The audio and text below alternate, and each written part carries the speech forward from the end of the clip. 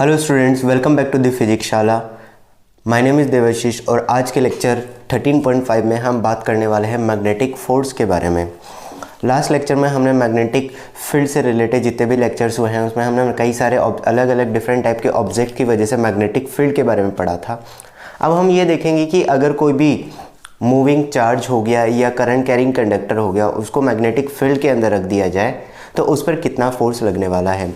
तो कोई भी अगर मैग्नेटिक फील्ड के अंदर कोई मूविंग चार्ज हो या कोई करंट कैरिंग कंडक्टर हो को रखने पर उस पर कुछ फोर्स लगने लगता है, जिसको हम क्या बोल देते हैं, मैग्नेटिक फोर्स बोल देते हैं। उसी के बारे में आज हम यहाँ पर डिस्कशन करने वाले हैं।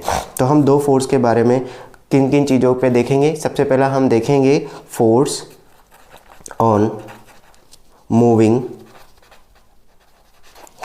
चार्ज और दूसरा हम बात करेंगे force on current carrying conductor.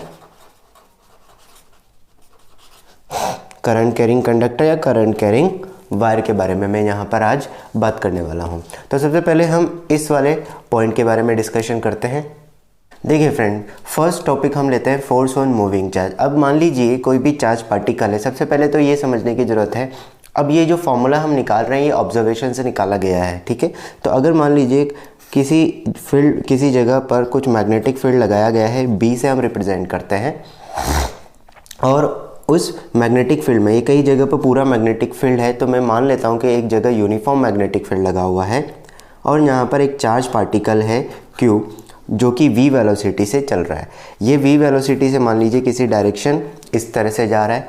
Magnetic field और वेलोसिटी के बीच में अगर एंगल कितना है, थीटा दिया हुआ है। वेलोसिटी और मैग्नेटिक फील्ड के अंदर के बीच में अगर एंगल कितना दिया हुआ है, थीटा दिया हुआ है, और इस चार्ज पार्टिकल का चार्ज Q है, तो इस चार्ज पार्टिकल पर जो फोर्स लगेगा उसका अगर हम क्लेरिफाई यहाँ पर लिखें वेक्टर फॉर्म में, तो ये फॉर्मूला होगा Q V क्रॉस B। अगर वेक्टरली में यहाँ पर लिखूंगा तो फोर्स का जो फॉर्मूला निकल कर आएगा वो कितना निकल कर आएगा, Q V क्रॉस B निकल कर आएगा। अगर हम इसको हम अगर मैग्नीट्यूड की फॉर्म में लिखूं तो V Q V B sine theta. इसका मतलब इस फॉर्मूले से हमें ये चीज़ क्लियर होती है कि कोई भी चार्ज पार्टिकल अगर मैग्नेटिक फील्ड में एंटर करता है तो उस पर कोई ना कोई फोर्स लगेगा। लेकिन ये फोर्स सिर्फ तभी लगेगा जब चार्ज पार्टिकल पर उस पर कोई ना कोई चार्ज हो। अगर कोई न्यूट्रल पार्टिकल एंटर कर गया जिस पर कोई चार्ज नहीं है तो उस पर कोई मैग्नेटिक फील्ड नहीं लगने वाला है। v वेलोसिटी नहीं है तो कोई मैग्नेटिक फोर्स नहीं लगने वाला है, ठीक है, थीटा पर। तो फोर्स की जो वैल्यू है Q V B और थीटा तीनों चीज़ों पर डिपेंड करती है। थीटा की वैल्यू अलग अलग होने पर जो फोर्स है उसकी वैल्यू भी अलग अलग हो जाएगी, ऑब्वियसली रीज़न है, लेकिन चार्ज पार्टिकल का जो पाथ है वो भी चेंज यहाँ पर हो जाएगा। तो सबसे पहले मैं बात करता हूँ यहाँ पर कि थीटा इक्वल्स टू अगर ज़ीरो हो जाए, अलग अलग केसेस के लिए बात कर लेंगे हम, न्यूमेरिकली भी हम इसको सॉल्व कर सकते हैं, कोई दिक्कत नहीं है। अब जैसे मैं सबसे पहले इसके केसेस के बारे में मैं थोड़ा सा बात कर लेता हूँ, फिर इसके साथ हम इसके न्यूमेरिकल के बारे में भी बात करेंगे। अगर फर्स्ट केस में लेता हूँ, केस नंबर 1, हम अगर कंसीडर करते हैं कि थीटा की वैल्यू कितनी हो जाए, 0 या फिर 180 डिग्री कंसीडर कर ली जाए। थीटा इक्वल्स टू 0 या 180 डिग्री होने का मतलब क्या है कि अगर मैग्नेटिक फील्ड इस डायरेक्शन में है और चार्ज पार्टिकल भी की वेलोसिटी भी सेम डायरेक्शन में हो, या फिर ऐसा बोल दो कि मैग्नेटिक फील्ड इस डायरेक्शन में है और चार्ज पार्टिकल अपोजिट डायरेक्शन में जा रहा है, इस तरीके से दोनों सेम ही कैसे, दोनों के बीच में जहाँ 0 डिग्री एंगल है, तो इस सिचुएशन में जो फोर्स की वैल्यू होगी अगर आप लिखोगे तो Q V B और साइन 0 या Q V B साइन 180 यहाँ पर आ जाएगा। तो ये ओवरऑल वैल्यू क्या हो जाएगी, 0 हो जाएगी। इसका मतलब अगर चार्ज पार्टिकल मैग्नेटिक फील्ड की डायरेक्शन में चल रहा है या एंटी पैरेलल डायरेक्शन में चल रहा है, इसको एंटी पैरेलल डायरेक्शन बोलते हैं, में चल रहा है, तो यहाँ पर मैग्नेटिक फील्ड की जो वैल्यू होगी, मैग्नेटिक फोर्स की जो वैल्यू पार्टिकल पर होगी वो 0 हो जाएगी। क्लियर है ये? अच्छा, इसके साथ एक और चीज़ हम बात कर लेते हैं, मैग्नेटिक फोर्स की वैल्यू और कब कब 0 हो सकती है। तो मैग्नेटिक फोर्स की वैल्यू अगर 0 है, एक केस हमने देख लिया, इसके अलावा और केस भी हो सकते हैं। जैसे एक तो हमने देखा कि थीटा इक्वल्स टू 0 या 180 डिग्री पर मैग्नेटिक फोर्स 0 हो सकता है। दूसरा अगर यहाँ पर Q की वैल्यू ज़ीरो हो जाए, Q की वैल्यू ज़ीरो होने का मतलब है कि चार्ज पार्टिकल पर कोई चार्ज नहीं है। लाइक अगर न्यूट्रॉन एंटर कर जाता है, कोई एटम एंटर कर जाता है, मूव करते हुए एंटर करता है, जिस पर टोटल चार्ज ज़ीरो है, तो वहाँ पर कोई फोर्स, उस पार्टिकल पर कोई फोर्स नहीं लगेगा। जैसे अगर न्यूट्रॉन एंटर किया, उस पर कोई फोर्स नहीं लगेगा। इसके बाद अगर यहाँ पर ये चीज़ तो हो गई, अगर पार्टिकल वेलोसिटी ज़ीरो हो जाए, वेलोसिटी ज़ीरो होने का मतलब है एक जगह पर मैग्नेटिक फील्ड लगा हुआ है लेकिन वहाँ पर चार्ज पार्टिकल रेस्ट पर है। तो अगर चार्ज पार्टिकल रेस्ट पर है तो भी मैग्नेटिक फील्ड उस पर नहीं लगेगा। तो इस चीज़ से हमें एक चीज़ क्लियर हो गई कि अगर पार्टिकल रेस्ट पे है, पार्टिकल जो है is at rest, then force की वैल्यू क्या हो जाएगी, ज़ीरो। जब पार्टिकल मूव होगा उसी सिचुएशन में कुछ ना कुछ फोर्स, मैग्नेटिक फोर्स जो होगा वो निकल कर आने वाला है। ठीक है। अच्छा, अब इसमें अगर मान लीजिए कि जब चार्ज पार्टिकल लीनियरली इस तरह से एंटर कर रहा है और फोर्स नहीं लग रहा है, तो ये अपना पाथ चेंज नहीं करेगा और स्ट्रेट लाइन में चलता रहेगा। स्ट्रेट लाइन में अगर ये चलता रहेगा तो इस पर लगने वाले फोर्स की वैल्यू तो ज़ीरो है, तो इसका पाथ जो होगा वो किस टाइप का हो जाएगा, लीनियर हो जाएगा या स्ट्रेट लाइन में होगा। तो ये इसका जो पाथ होगा वो स्ट्रेट लाइन बनेगा। नेक्स्ट कंडीशन लेते हैं, theta is equals to 90 degree. Theta equals to 90 degree का मतलब अगर फोर्स जो है, मैग्नेटिक फील्ड इस तरीके से है और वेलोसिटी, चार्ज पार्टिकल की जो वेलोसिटी है वो इससे 90 डिग्री के एंगल पर है। इस तरीके से हमें दिया हुआ है चार्ज पार्टिकल की वेलोसिटी, मतलब मैग्नेटिक फील्ड तो इस तरफ पूरी जगह पर लगा हुआ है लेकिन चार्ज पार्टिकल इस तरीके से एंटर कर रहा है। तो यहाँ पर अब इस सिचुएशन में जो फोर्स की वैल्यू होगी, अगर मैं वो देखता हूँ तो फोर्स यहाँ पर हो जाएगा QVB साइन 90 डिग्री। तो साइन 90 की वैल्यू 1 हो जाती है, इसका मतलब फोर्स की वैल्यू क्या हो जाएगी, QVB। ये वही सिचुएशन है जिसमें फोर्स की वैल्यू मैक्सिमम होगी। मतलब अगर वेलोसिटी और मैग्नेटिक फील्ड के बीच का एंगल 90 डिग्री है तो यहाँ पर फोर्स मैक्सिमम रहेगा। ठीक है, तो ये मैक्सिमम कंडीशन होती है, मैक्सिमम फोर्स इसी सिचुएशन में आ सकता है। क्लियर है यहाँ पर बात। अब बात आती है पाथ की, कि इसका पाथ किस तरीके का हो सकता है। तो अब यहाँ पर मैं आपको एक चीज़ और बता देता हूँ कि जब भी हम यहाँ पर अब हमें पाथ निकालने के लिए किस तरीके से हम निकालेंगे। देखिए, पाथ जो होगा वो कैसे निकलता है, हमें पता है फोर्स होता है QV क्रॉस B। ठीक है, तो जिस डायरेक्शन में फोर्स, तो हम यहाँ पर अब फोर्स की डायरेक्शन भी कैलकुलेट करते हैं कि इस पर जो फोर्स होगा वो कहाँ लग रहा होगा। इससे पहले वाले केस पे मैंने आपको फोर्स की डायरेक्शन नहीं बताई थी क्योंकि वहाँ फोर्स की रिक्वायरमेंट नहीं पड़ रही थी, लेकिन अब फोर्स की डायरेक्शन हम कैलकुलेट करेंगे कि किस तरीके से फोर्स यहाँ हो सकता है। ठीक है, तो देखो फोर्स की डायरेक्शन निकालने के लिए, देखिए फोर्स की डायरेक्शन अगर मुझे कैलकुलेट करनी है तो फोर्स की डायरेक्शन किस तरीके से निकल सकती है, V क्रॉस B।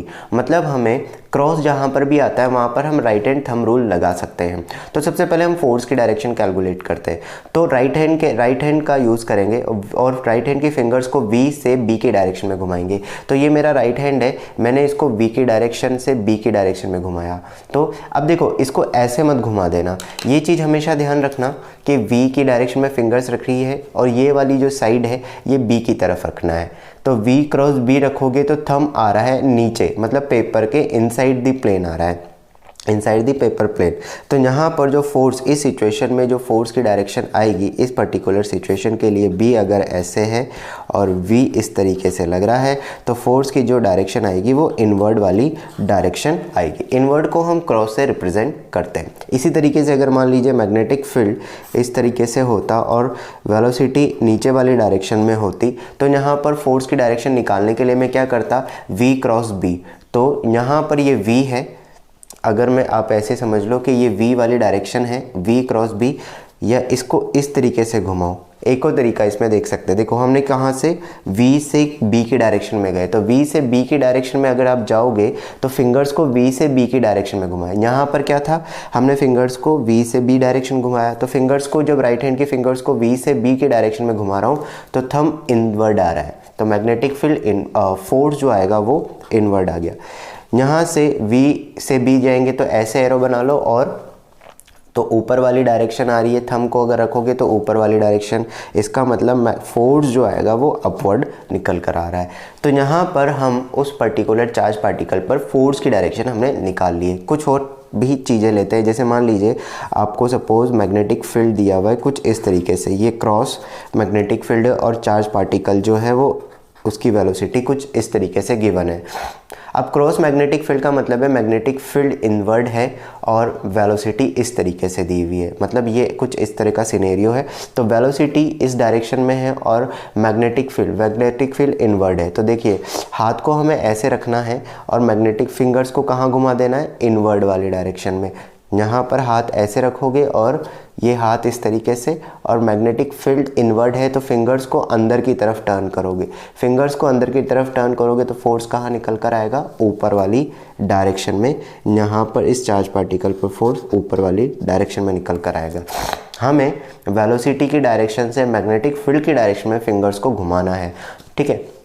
तो यहाँ पर आप चाहो तो ऐसे भी चेक कर सकते हो, ये यहाँ पर हमारे पास मैग्नेटिक फील्ड है इनवर्ड डायरेक्शन में और ये वेलोसिटी है इस तरीके से। अब आप अगर वेलोसिटी से मैग्नेटिक फील्ड की डायरेक्शन में घुमाओगे, वेलोसिटी से मैग्नेटिक फील्ड की डायरेक्शन में घुमाओगे तो ऊपर की तरफ फोर्स निकल कर आएगा। आई होप आपको डायरेक्शन क्लियर हो रही होगी कि किस तरह से निकल कर आती है। अब ये डायरेक्शन हमें पता लग गई, तो डायरेक्शन जब हमें पता लग गई इसका मतलब फोर्स हमेशा वेलोसिटी और मैग्नेटिक फील्ड के परपेंडिकुलर लग रहा है। ये चीज़ हमारे पास क्लियर हो चुकी है कि force will always perpendicular to the V and B. जो भी मैग्नेटिक फोर्स इस सिचुएशन में लगेगा वो किसके परपेंडिकुलर होगा, बी के भी परपेंडिकुलर होगा और वी के भी परपेंडिकुलर यहाँ पर रहेगा, ठीक है। ये दोनों कंडीशन हमें पता होगी। अब बात आती है कि ये जब इस तरीके से, तो जब भी फोर्स वेलोसिटी के परपेंडिकुलर होता है तो वहाँ पर पाथ जो होता है वो सर्कुलर टाइप का बनने लग जाता है। तो अगर मान लीजिए ये कंडीशन मैं लेता हूँ, ड्रॉ करने में ये थोड़ी ज़्यादा आसान रहेगी। तो अगर मान लीजिए इस तरह की कोई कंडीशन है, मैग्नेटिक फील्ड इनवर्ड है और वेलोसिटी इस तरफ है, तो यहाँ पर जो फोर्स लग रहा है वो हमें पता है इस तरीके से लग रहा है। तो यहाँ पर अगर हम मैग्नेटिक फोर्स, तो जब भी फोर्स और वेलोसिटी परपेंडिकुलर होते हैं तो वहाँ पर जो चार्ज पार्टिकल है उसका पाथ सर्कुलर टाइप का हो जाता है। मुझे कैसे पता चल रहा है कि सर्कुलर टाइप का फोर्स हो जाएगा, क्योंकि आप सर्कल में भी देखें, सर्कुलर मोशन में हमेशा फोर्स और वेलोसिटी एक दूसरे के परपेंडिकुलर होते हैं। अगर आपको नहीं पता है तो आप याद रखिए कि जब भी फोर्स और वेलोसिटी अगर हमेशा परपेंडिकुलर है इसका मतलब वो सर्कुलर पाथ ड्रॉ कर रहे हैं। तो पाथ अगर मैं यहाँ पर देखूँ तो पाथ जो होगा वो किस टाइप का आएगा, सर्कुलर पाथ यहाँ पर निकलने वाला है, ठीक है। अब सर्कुलर पाथ है तो इसका मतलब इस पर कोई ना कोई इसकी कुछ ना कुछ रेडियस ज़रूर होगी। यहाँ पर ये सर्कुलर पाथ है तो इसकी कुछ ना कुछ रेडियस ज़रूर होगी, स्मॉल आर, कैपिटल आर भी बोल सकते हो, ठीक है। मैग्नेटिक फील्ड हमारा अंदर लग ही रहा है, वेलोसिटी इस तरफ होगी से नीचे, कैसे भी सर्कुलर पाथ है तो यहाँ पर ये हमेशा 90 डिग्री के एंगल पर होगा। अब बात आती है कि सर्कुलर पाथ है तो वेलोसिटी किस तरह से हम यहाँ पर रेडियस कैसे निकाल सकते हैं। तो जब भी कोई ऑब्जेक्ट सर्कुलर पाथ में या कोई भी पार्टिकल सर्कुलर पाथ में होता है तो उसको एक सेंट्रीपिटल फोर्स की रिक्वायरमेंट होती है। फोर्स हमें पता है कि यहाँ पर सेंटर की डायरेक्शन में कौन सा है, तो सेंटर की डायरेक्शन में यहाँ पर एक ही फोर्स लग रहा है, वो है QVB। कौन सा लग रहा है, QVB फोर्स लग रहा है। तो सेंट्रीपिटल फोर्स बेसिकली कोई अलग से कोई फोर्स नहीं होता है, कोई भी फोर्स जो सेंटर की डायरेक्शन में लग रहा है वो सेंट्रीपिटल फोर्स का रोल प्ले कर देता है। तो सेंट्रीपिटल फोर्स बेसिकली हम लिखते हैं mv² डिवाइडेड बाई r। अब ये सेंट्रीपिटल फोर्स है, ये किसके इक्विवेलेंट हो जाएगा, ये कौन प्रोवाइड कर रहा है, इस फोर्स को कौन प्रोवाइड कर रहा है, ये मैग्नेटिक फोर्स, और मैग्नेटिक फोर्स की वैल्यू होती है QVB। एक चीज़ ध्यान रखना, ये V हमेशा फोर्स के परपेंडिकुलर वाला लेते हैं, या आप ये समझ लो कि ये V जो होगा वो वही कंसिडर करेंगे जो मैग्नेटिक फील्ड के परपेंडिकुलर है। V और B परपेंडिकुलर होता है तो ही ये कंडीशन निकल कर आती है। यहाँ पर इससे ये कैंसिल आउट कर दोगे तो R की वैल्यू आपके पास आ जाएगी, R की वैल्यू निकल कर आ जाएगी mv डिवाइडेड बाई QB। मतलब जो सर्कुलर पाथ है उसकी रेडियस कितनी निकल कर आएगी, mv divided by QB।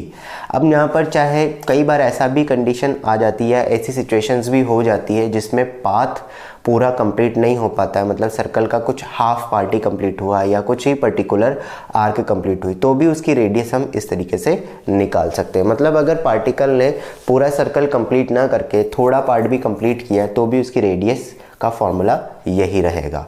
Clear है यहाँ पर ये चीज़। इसकी कुछ और फॉर्म भी हो सकते हैं, अब रेडियस को अलग अलग फॉर्म में भी हम लिख सकते हैं। ये सारी जो नोट्स अभी मैं लिख रहा हूँ वो सारी उन सब की जो PDF है वो आपको डिस्क्रिप्शन में मिल जाएगी।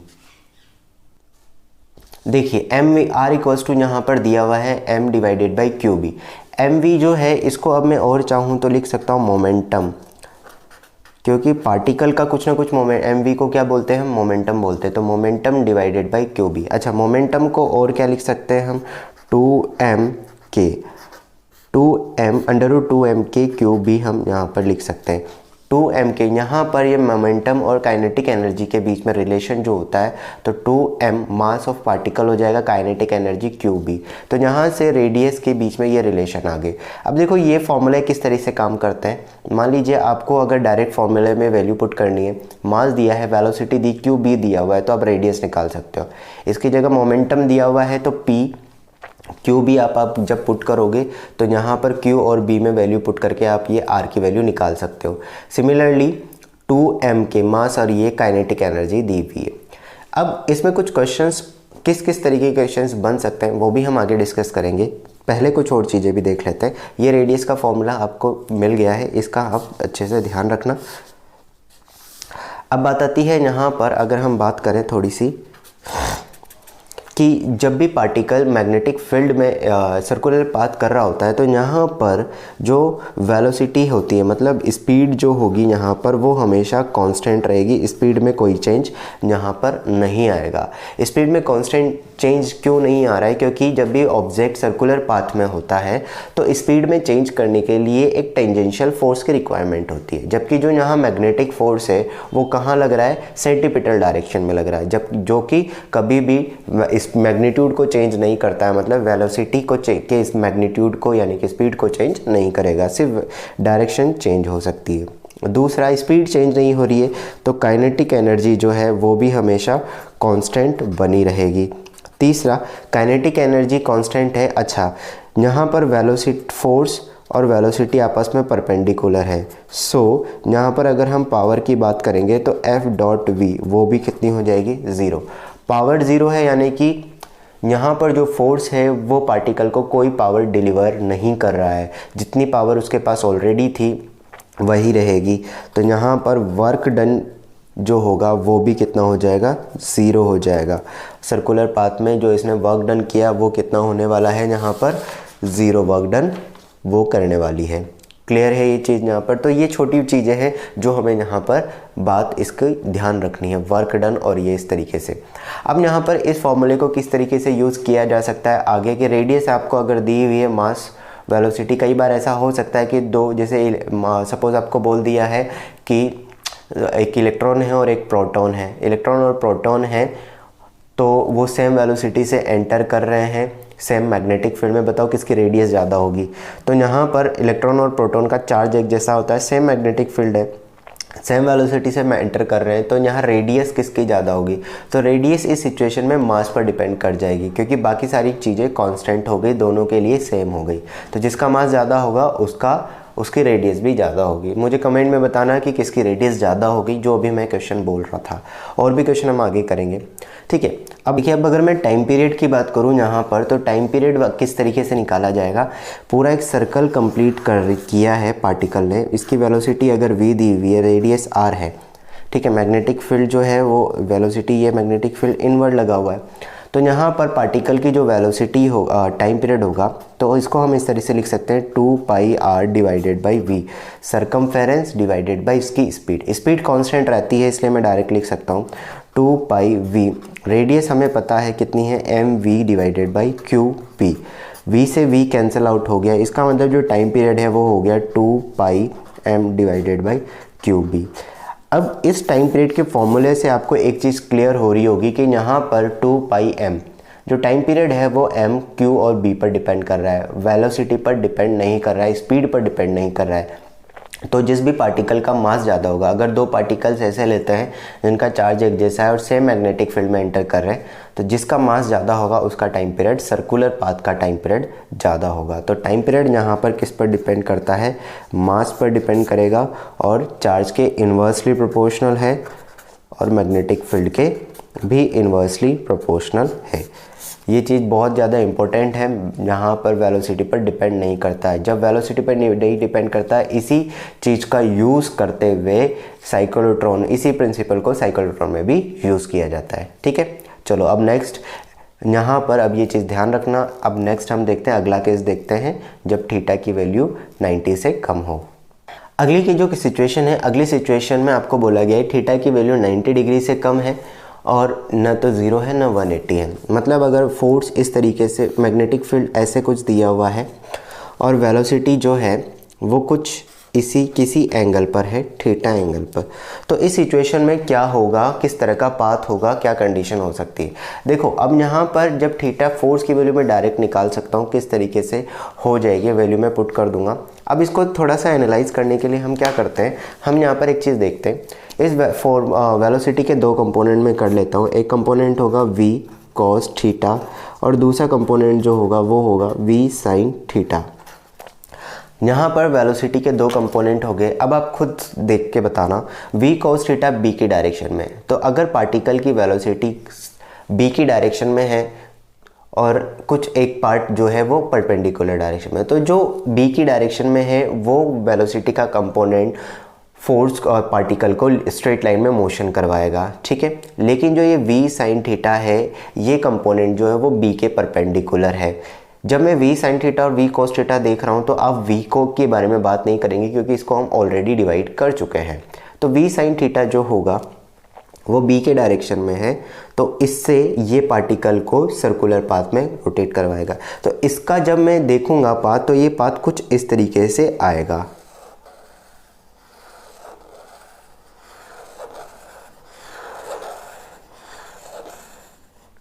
तो आप जब देखोगे तो ये पाथ कुछ इस तरीके से आएगा, मतलब ये आगे भी बढ़ रहा है पार्टिकल और सर्कुलर पाथ में भी है। इस टाइप के पाथ को हम बोलते हैं हेलिकल पाथ। इस टाइप का जो पाथ होता है इसको हम बोलते हैं हेलिकल पाथ। ठीक है, मतलब यहाँ पर इस तरीके से सर्कल में घूमते हुए ये पार्टिकल कहाँ जा रहा है, आगे की डायरेक्शन में मूव कर रहा है, इस तरीके से आगे की डायरेक्शन में बढ़ रहा है। इस सिचुएशन में दो सर्कल जो होते हैं, जो दो बने हैं, इनके बीच का जो पाथ होता है, जो डिस्टेंस होती है, इस चीज़ को हम बोलते हैं यहाँ पर पिच। इसको हम बोलेंगे पिच। जो यहाँ पर ये दो सर्कल्स होंगे उनके बीच की जो डिस्टेंस होगी उसको हम यहाँ पर क्या कंसीडर करके बता सकते हैं, पिच बोल सकते हैं। तो यहाँ पर ये पिच हमारे पास इस तरीके से निकल कर आ जाएगी। अब बात करते हैं कि ये सर्कुलर पाथ है, इसकी रेडियस क्या होगी। तो यहाँ पर रेडियस की जो वैल्यू होगी वो पुरानी वाली ही निकल कर आएगी। तो R इक्वल्स टू हो जाएगा mv डिवाइडेड बाई QB। लेकिन हमें ध्यान ये रखना है, यहाँ पर ये v कौन सा वाला है, v sin थीटा है, तो आप इसको क्या लिखोगे, v sin थीटा। ठीक है, तो वेलोसिटी जब भी यहाँ पर हम कंसीडर करेंगे जो सर्कुलर पाथ में घुमा रही है वो कौन सी है, v sin थीटा, मतलब जो b के परपेंडिकुलर यहाँ पर है।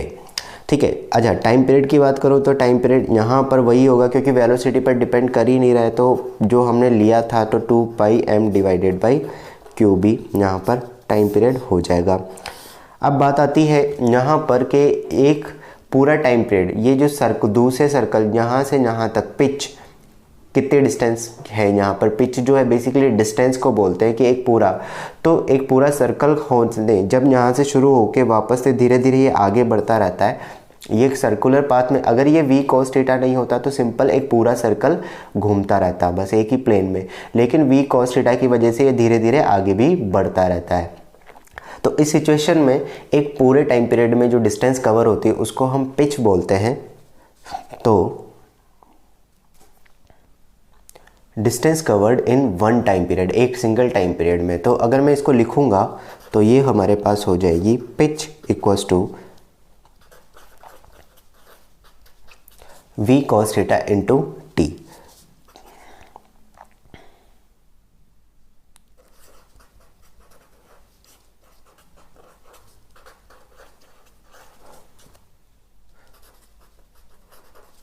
तो पिच की वैल्यू जो होगी 2πm QB divided by into v cos theta यहाँ पर निकल कर आने वाली है। तो यहाँ पर ये तीनों केसेस के बारे में हमने बात की। यहाँ पर हमने तीनों केसेस के बारे में बात की कि थीटा इज इक्वल्स टू 0 या 180 होता है तो क्या होगा, 90 डिग्री होता है तो क्या होगा, और अगर 90 से कम हो जाता है तो उस सिचुएशन में क्या फ़र्क पड़ेगा। ठीक है, अब इससे रिलेटेड कुछ क्वेश्चंस के बारे में बात करते हैं। देखिए हम यहाँ पर क्वेश्चन दिया हुआ है कि Q इक्वल्स टू है 2 माइक्रो कूलम्ब, वेलोसिटी और मैग्नेटिक फील्ड दिया हुआ है, वेक्टर की टर्म्स में दिया हुआ है, हमें फोर्स की वैल्यू कैलकुलेट करनी है। तो यहाँ पर फोर्स की वैल्यू निकालेंगे अगर हम, तो क्या फॉर्मूला हो जाएगा, Q V cross B। V cross B यहाँ पर अगर मैं बात कर रहा हूँ तो V क्रॉस B, अब यहाँ पर क्रॉस प्रोडक्ट का यूज़ करेंगे। तो सबसे पहले मैं V क्रॉस B यहाँ पर, तो क्या बन जाएगा, I cap J cap and K cap. Cross product हम इसी तरीके से करते हैं। सबसे पहले V लिखेंगे तो कितना हो जाएगा, 2 3 0 एंड ये हो जाएगा 4 -1 एंड 0, जहाँ कुछ नहीं है। K अगर यहाँ नहीं है तो इसका मतलब आपको यहाँ 0 0 लिखना है। जब आप इसको सॉल्व करोगे तो Q, ये पूरी फॉर्म बनेगी I कैप, तो I कैप यहाँ पर हो जाएगा 0 -0, उसके बाद minus J cap, J cap जब लोगे तो भी यहाँ पर हो जाएगी वैल्यू 0 -0। कैसे निकालते हैं, J कैप जब आप लिख रहे हो या I कैप, J कैप लिख रहे हो तो आप ये देखो इसको और इस तरह से देख लो। जब ये दोनों आपस में करोगे क्रॉस तो यहाँ से यहाँ और इसको इससे मल्टीप्लाई करना है, तो 0 2 0 हो जाएगा, 4 × 0 0 हो जाएगा, प्लस K कैप। तो यहाँ पर अगर K कैप के लिए लेंगे तो ये -2 एंड -12 ये निकल कर आ जाएगा, -2 एंड -12 निकल कर आएगा। इसको पूरा अगर हम सॉल्व करते हैं तो जो हमारे पास फोर्स की जो वैल्यू आएगी वो आएगी 2 माइक्रो कूलम्ब, 2 माइक्रो मतलब 6, और इसको हम निकालेंगे तो यहाँ पर ये 0, तो ये आएगा माइनस का 14 K कैप। तो फोर्स की जो वैल्यू आएगी वो आ जाएगी माइनस का 28 × 10⁻⁻6 K कैप।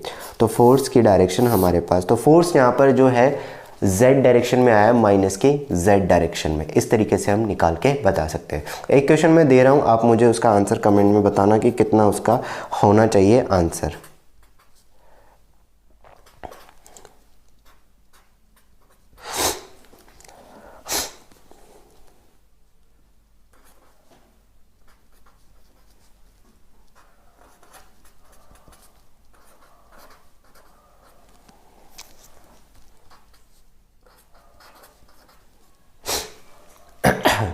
इस क्वेश्चन में आप मुझे ये बताना कि यहाँ पर जो टोटल फोर्स लग रहा होगा वो कितना लग रहा होगा। इस टोटल फोर्स की वैल्यू आपको मुझे बतानी है, कमेंट सेक्शन में मुझे बताना। नेक्स्ट क्वेश्चन हमें दिया हुआ है कि एक चार्ज पार्टिकल है इलेक्ट्रॉन, मतलब एक इलेक्ट्रॉन है वो v स्पीड के साथ, कांस्टेंट स्पीड के साथ एक यूनिफॉर्म मैग्नेटिक फील्ड में एंटर करता है जिसकी वैल्यू b दी हुई है। तो जब यूनिफॉर्म मैग्नेटिक फील्ड में एंटर करता है तो हमें बताना है कि इस पर जो रेडियस होगी वो कितनी होगी और इस पर फोर्स की डायरेक्शन कहाँ पर लग रही होगी। इंपॉर्टेंट चीज़ है फोर्स की डायरेक्शन कैसे कहाँ लग रही होगी। तो अगर आप रेडियस की बात करोगे तो आप रेडियस यहाँ पर निकाल सकते हो। सबसे पहले तो फोर्स की डायरेक्शन चेक करो। तो अब यहाँ पर क्योंकि अब ध्यान रखना कि जो हमने फोर्स की डायरेक्शन निकाली थी पॉजिटिव चार्ज के लिए, तो अगर नेगेटिव चार्ज आ जाता है तो उसके लिए भी सेम ही केस होगा, बस पॉजिटिव चार्ज के लिए निकाल के हम उसके आगे उसकी डायरेक्शन चेंज कर देंगे। तो कैसे निकालते हैं, देखो फोर्स की डायरेक्शन जब आप निकालोगे तो v क्रॉस b करना होता है। तो v इस डायरेक्शन में है और b इनवर्ड डायरेक्शन में, तो v से b की डायरेक्शन में, v की डायरेक्शन में फिंगर्स और b की डायरेक्शन में घुमाऊंगा तो थंब ऊपर आ रहा है। तो अगर ये पॉजिटिव चार्ज होता तो इस पर फोर्स कहाँ लगता, ऊपर लगता। लेकिन ये नेगेटिव चार्ज है, इस पर फोर्स कहाँ लगेगा, नीचे लगेगा। अब खुद भी सोचो, जब आप v क्रॉस b लिखोगे तो यहाँ पर एक चार्ज की वैल्यू माइनस हो जाएगी, तो यहाँ पर v क्रॉस b की वैल्यू तो ऊपर ही आएगी, लेकिन इस माइनस की वजह से फोर्स कहाँ लगने लगेगा, नीचे लगने लगेगा।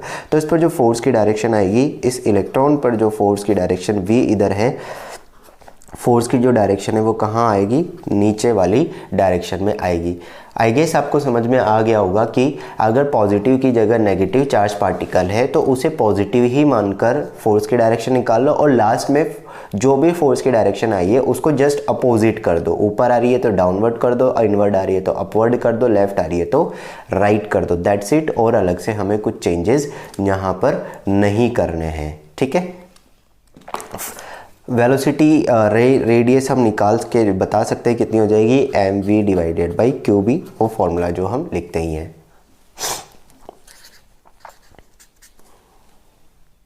देखिए फ्रेंड, नेक्स्ट क्वेश्चन दिया हुआ है कि एक यूनिफॉर्म मैग्नेटिक फील्ड में दो पार्टिकल्स एंटर करते हैं, एक अल्फा पार्टिकल है और एक प्रोटॉन है। दोनों की स्पीड एक जैसी है, दोनों सेम स्पीड से एंटर करते हैं। जब दोनों सेम स्पीड से एंटर करते हैं तो हमें बताना है कि इनकी जो रेडियस है उसका रेशो क्या होगा और दोनों किस डायरेक्शन में डिफ्लेक्ट होंगे। क्या दोनों सेम डायरेक्शन में डिफ्लेक्ट होंगे या अलग अलग डायरेक्शन में डिफ्लेक्ट होंगे। तो एक चीज़ हमें क्लियर है कि दोनों पॉजिटिव चार्ज है, इसका मतलब दोनों के डिफ्लेक्शन की डायरेक्शन तो सेम ही रहने वाली है।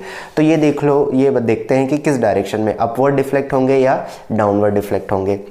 तो जैसे ही एंटर करेंगे तो V क्रॉस B, V से B अंदर की डायरेक्शन में, तो फिंगर्स को इनवर्ड घुमाऊंगा, फिंगर्स को मैं इस तरह से इनवर्ड घुमाऊंगा तो फोर्स आ रहा है ऊपर वाली डायरेक्शन में।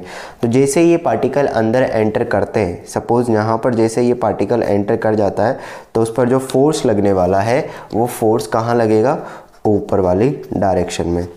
फोर्स ऊपर वाली डायरेक्शन में लग रहा है, इसका मतलब सर्कुलर पाथ कंप्लीट हो जाएगा। तो जब ये देखेंगे तो हम यहाँ पर हमें पता चलेगा कि एक सर्कल बन रहा है।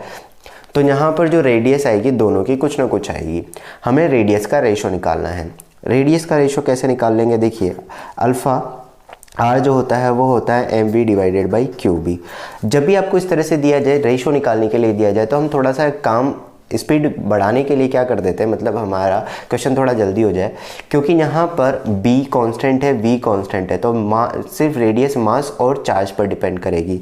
तो अगर मैं इसको थोड़ा ऐसे लिख दूँ, alpha p radius of proton and radius of alpha particle, तो आप सिर्फ मास और इस पर डिपेंड, तो यानी कि ये सिर्फ m और q पर डिपेंड कर रही है। आप चाहो तो लिख सकते हो, जैसे भी आपकी मर्जी है ना। तो प्रोटॉन के लिए मास कितना हो जाएगा, अगर प्रोटॉन का मास मैं m कंसिडर कर लेता हूँ और चार्ज है इसका e, मतलब इलेक्ट्रॉन के इक्विवेलेंट होता है, और अल्फ़ा पार्टिकल का मास जो होता है वो होता है 4 टाइम्स ऑफ प्रोटॉन, और जो चार्ज होता है वो होता है डबल ऑफ प्रोटॉन, 2 + 2 होता है, तो यहाँ 2e लिख देते हैं। इसको सॉल्व करेंगे तो ये यहाँ पर आपके पास जो वैल्यू निकल कर आएगी वो 1/2 निकल कर आएगी। मतलब इसका जो प्रोटॉन और अल्फ़ा पार्टिकल की रेडियस का जो रेशो होगा वो 1:2 होगा। इसका मतलब क्या हुआ, अल्फ़ा पार्टिकल की जो रेडियस है, radius of alpha particle will be greater than radius of proton. ठीक है, तो इस तरीके से भी हम यहाँ पर बता सकते हैं। अच्छा, एक और छोटी सी चीज़ यहाँ पर हो जाती है, m divided by q divided by m जो होता है, q डिवाइडेड बाई, अगर आपको पता है तो q डिवाइडेड बाई m को हम स्पेसिफिक चार्ज बोल देते हैं, स्पेसिफिक चार्ज। ठीक है, तो यहाँ पर बेसिकली आप इसको ये भी बोल सकते हो कि ये q divided by m inversely proportional है स्पेसिफिक चार्ज के। तो जिसका स्पेसिफिक चार्ज अगर डायरेक्ट बता दिया तो ये ध्यान रखना, q बाई m को स्पेसिफिक चार्ज भी बोलते हैं। तो यहाँ पर r इन्वर्सली प्रोपोर्शनल हो जाएगी स्पेसिफिक चार्ज के, तो जिसका स्पेसिफिक चार्ज ज़्यादा होगा उसकी रेडियस कम हो जाएगी। क्लियर है ये चीज़। देखिए गाइस, यहाँ पर एक स्पेशल केस में कंसिडर कर रहा हूँ कि मान लीजिए कोई चार्ज पार्टिकल है, वो एक मैग्नेटिक फील्ड में एंटर करता है। ये मैग्नेटिक फील्ड इस तरफ पूरा बना हुआ है, किसी मैग्नेटिक फील्ड में एंटर करता है, q पॉजिटिव चार्ज पार्टिकल है v वेलोसिटी के साथ। अब ये इस मैग्नेटिक फील्ड के साथ 90 डिग्री, मतलब ये जिस बाउंड्री है इस बाउंड्री के साथ कितना एंगल पर एंटर कर रहा है, 90 डिग्री के साथ एंटर करता है। वेलोसिटी और मैग्नेटिक फील्ड के बीच में जो एंगल है वो 90 डिग्री है। तो magnetic velocity v cross b जब मैं करूँगा तो इस तरीके से v क्रॉस b, तो फोर्स ऊपर आएगा। तो इस पर एक फोर्स ऊपर की तरफ जैसे ही एंटर करेगा ऊपर लगने लगेगा। तो फोर्स और वेलोसिटी के बीच में 90 डिग्री का डिफरेंस है। तो यहाँ से ये फोर्स इसे ऊपर की तरफ पुल करेगा, तो यहाँ पर किस तरह का जो पाथ होगा वो सर्कुलर हो जाएगा। तो ये सर्कुलर पाथ कंप्लीट यहाँ पर सर्कुलर पाथ में आ जाएगी। लेकिन जैसे ही ये यहाँ पर ये वेलोसिटी पार्टिकल यहाँ पर आता है, तो क्योंकि इस टाइम पर वेलोसिटी वापस इस तरफ हो जाएगी, और जैसे ये बाहर निकलेगी, ये पार्टिकल जैसे इस पॉइंट से बाहर निकलेगा तो इस तरफ अब कोई मैग्नेटिक फील्ड नहीं है, तो ये वापस से जैसे ही यहाँ से बाहर निकला इस पर मैग्नेटिक, इस जगह पर भी फोर्स लग रहा होगा, इस जगह तक भी फोर्स लग रहा होगा, इस जगह तक भी फोर्स लग रहा होगा। लेकिन जैसे ही इस बाउंड्री से बाहर निकलेगा पार्टिकल, इस पर फोर्स लगना बंद हो जाएगा, तो ये चार्ज पार्टिकल सीधा स्ट्रेट लाइन में चला जाएगा। तो इस सिचुएशन में यहाँ पर सिर्फ हाफ सर्कल कंप्लीट हुआ है। तो यहाँ पर हाफ सर्कल कंप्लीट होने पर जो टाइम पीरियड वगैरह है वो हम निकालेंगे, कितना टाइम लगा इसको इस मैग्नेटिक फील्ड के अंदर, इसने कितने टाइम तक ये रहा, इसमें क्या क्या चेंजेस हुए वो देखेंगे। तो सबसे पहली बात तो स्पीड में कोई चेंज नहीं होता है, वो हम देख चुके हैं। स्पीड में कोई चेंज नहीं होगा, वो कांस्टेंट बनी रहेगी। रेडियस की अगर मैं बात करूं, रेडियस वही रहेगी mv डिवाइडेड बाई qb, क्योंकि यहाँ पर चाहे आधा सर्कल कंप्लीट हुआ है लेकिन रेडियस वही रहने वाली है। अब बात आती है यहाँ पर टाइम पीरियड की या टाइम की। तो टाइम यहाँ पर क्योंकि पूरा सर्कल कंप्लीट नहीं हुआ है, आधा सर्कल कंप्लीट हुआ है, तो pi r divided by we. तो जब आप लिखोगे then it will be pi और वी आर की जगह m we divided by Q B. तो यहाँ पर वी से वी कैंसिल और टाइम पीरियड जो होगा वो हो जाएगा pi m pi divided by Q B. तो ये इसका टाइम, इतने टाइम तक ये इनसाइड रहा।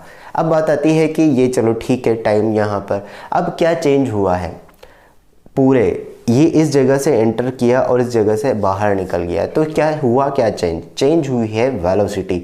जब ये एंटर कर रहा था तो वेलोसिटी इस डायरेक्शन में थी और आते टाइम पर ये अगेन लेफ्ट डायरेक्शन में, जब जाते टाइम राइट डायरेक्शन में थी। तो यहाँ वेलोसिटी में चेंज हुआ है, मतलब मोमेंटम में चेंज हो गया है। तो अगर मैं इनिशियल मोमेंटम इसका देखूं तो इनिशियल मोमेंटम यहाँ पर था एम वी आई कैप। अगर इसको हम एक्स डायरेक्शन कंसिडर करते हैं और इसको वाई कंसिडर करते हैं तो फाइनल मोमेंटम जो था वो माइनस वी आई कैप हो गया।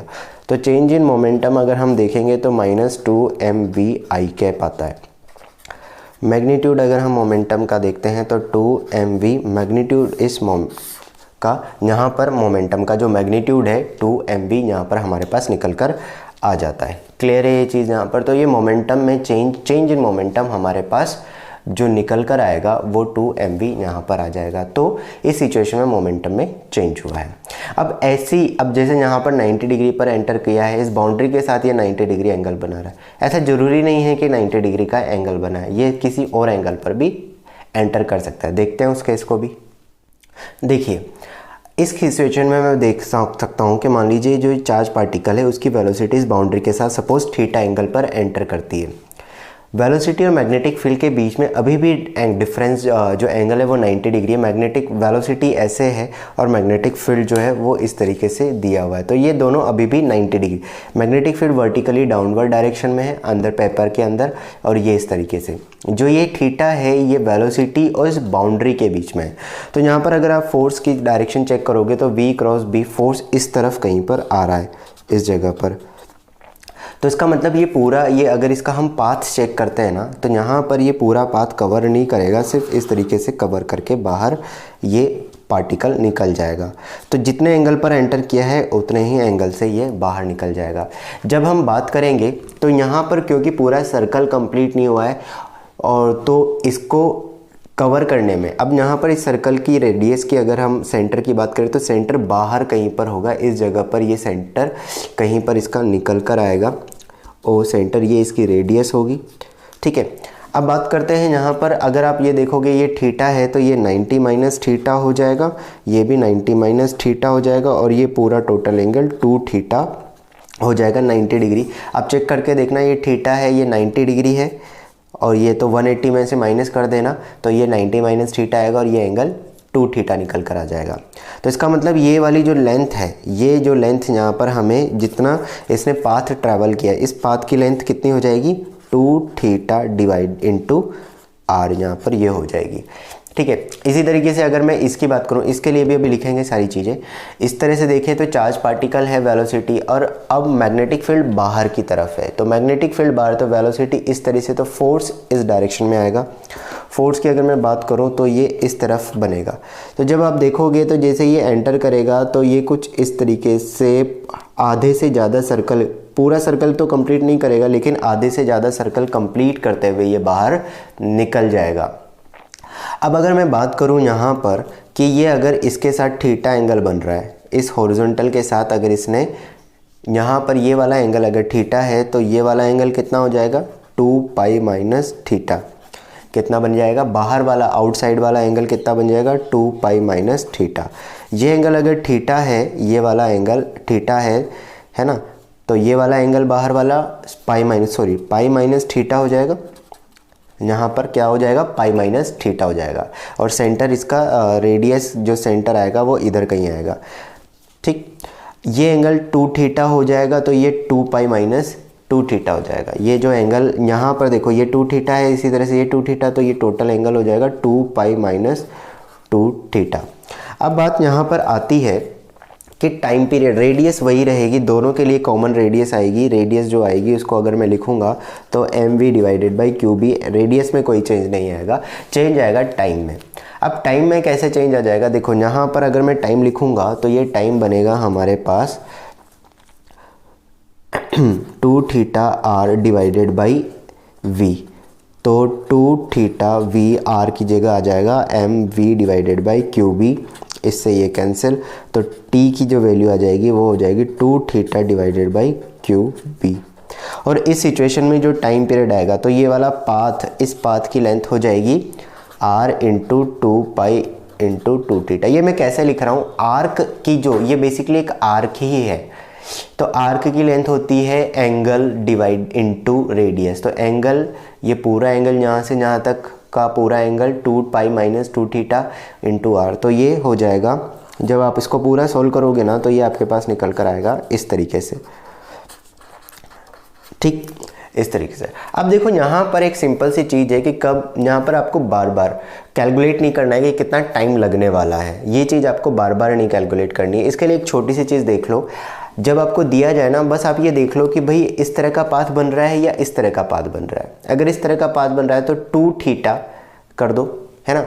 अब आप थोड़ा सा अगर चेक करोगे ना, इस तरह का पाथ और इस तरह के पाथ में जो हमने ये जो यहाँ पर जो हम एंगल लिखते हैं ना, ये जो 2 थीटा जो यहाँ पर हमारे पास जो टाइम पीरियड जो मैंने लिखा है इसमें, ये जो टाइम पीरियड यहाँ पर अभी लिखा हुआ है, इसमें टाइम पीरियड कितना है 2 theta M divided by Q B, इसका टाइम पीरियड, तो इसका टाइम पीरियड है 2 theta into 2 theta M divided by Q B. तो ये 2 थीटा बेसिकली ये जो वेलोसिटी है इस बाउंड्री के साथ बाहर की तरफ जो एंगल बना रही है, मतलब सेंटर से बाहर की तरफ जो एंगल बना रही है वो उसका डबल हमने लिया है 2 थीटा। इसी तरीके से यहाँ से मान लो ये एंगल अगर थीटा है, ये वाला एंगल थीटा है, तो इसके जस्ट बाहर कितना हो जाएगा पाई माइनस थीटा, तो पाई माइनस थीटा का डबल हमने लिया है 2 पाई माइनस 2 थीटा, या आप ऐसा बोल सकते हो इसको और इसको ऐड कर देना है, तो 2 pi minus 2 theta equals to M into M divided by Q B. तो अगर बड़ा बन रहा है इस तरह से पाथ तो 2 पाई माइनस 2 थीटा कर दो, और छोटा बस ये ध्यान रखना कि ये जो यहाँ एंगल लिख रहे हैं ये बाहर वाला एंगल लिख रहे हैं, अगर आपको ये नहीं दिया है तो ये बाहर वाला एंगल हम कंसिडर करते हुए लिखते हैं। तो आपको अगर ये पता लग जाता है कि इस तरह में से किसका पाथ है, इस तरह का पाथ बन रहा है, इस तरह, ये भी पता लगाना आसान है, फोर्स और वो डायरेक्शन। अब मान लो थोड़ा सा हमें तो इतना पाथ भी नहीं बनाना, तो भी एक छोटी सी ट्रिक है वो मैं आपको बता देता हूँ जिससे आपको डायरेक्ट पता लग जाएगा। देखो M divided by Q B तो दोनों में कॉमन आने वाला है। अब बात आती है कि 2 पाई माइनस 2 थीटा करें या 2 थीटा करें। डायरेक्ट इसको इतना भी ना करके और डायरेक्ट करने का तरीका बता देता हूँ। देखो यहाँ पर क्या करना है, आपको ये देखना है कि मैग्नेटिक फील्ड किस तरह का है, क्रॉस वाला है, डॉट वाला है, क्रॉस वाला है, ये चेक करना है, और एक ये देखना है कि चार्ज पार्टिकल पॉजिटिव है या नेगेटिव है। अब आप यहाँ पर मैं एक छोटी सी चीज़ बता रहा हूँ, मैं जो समझाने के लिए बता रहा हूँ, ये कोई ऐसा नहीं है कि किसी बुक में लिखा हुआ है, ये सिर्फ तुम्हारे डायरेक्ट करने के तरीके के लिए एक ट्रिक है।